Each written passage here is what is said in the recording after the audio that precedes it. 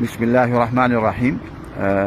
بڑے افسوس اور دکھ سے کہنا پڑتا ہے کہ حضرت ام حسان صاحبہ پر ایک مسجد کی حفاظت کی غرض سے جانے پر ایک جھوٹا مقدمہ بنایا گیا، اور پھر ان پر جھوٹا مقدمہ بنا کر ان کو گرفتار کر لیا گیا، معلمات کو گرفتار کر لیا گیا، اور جمعیت علماء اسلام نے کوئی بیان تک نہ دیا۔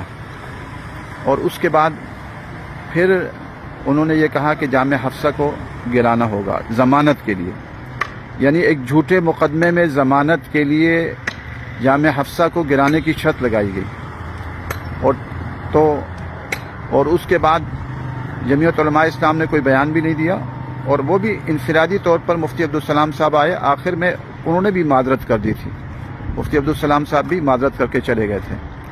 اور آج جمعیت علماء اسلام یہ کہہ رہی ہے کہ جی ہم نے کیا، بالکل غلط کیا، ایسی باتیں مت کریں، اسلامی نظام کے لیے کھڑے ہوں۔ 77 سال بیت گئے، آپ نے اسلامی نظام کے لیے کچھ نہ کیا۔ آج انگریز کا نظام، دجالی نظام چل رہا ہے، پوری قوم تنگ ہے اس عدالتی نظام سے، جس میں جھوٹے مقدمات کی ایک لمبی فہرست ہے، کروڑوں جھوٹے مقدمات درج ہیں۔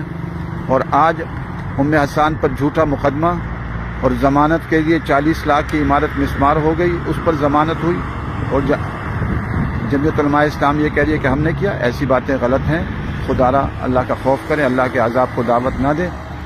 بہرحال جامعہ حفصہ کی 40 لاکھ کی عمارت ہم نے مجبوراً قبول کی۔ آخری درجے میں بعض اوقات قربانی دینی پڑتی ہے، تو ہم نے قربانی دی جامعہ حفصہ کی، کہ جامعہ حفصہ تو انشاءاللہ دوبارہ بن جائے گا، لیکن ہمیں حضرت ام حسان کی قدر و قیمت زیادہ تھی، جو لاکھوں بچیوں کی معلمہ ہیں اور ایک جہاد کی جو ہے وہ بات کرتی ہیں پورے ملک میں۔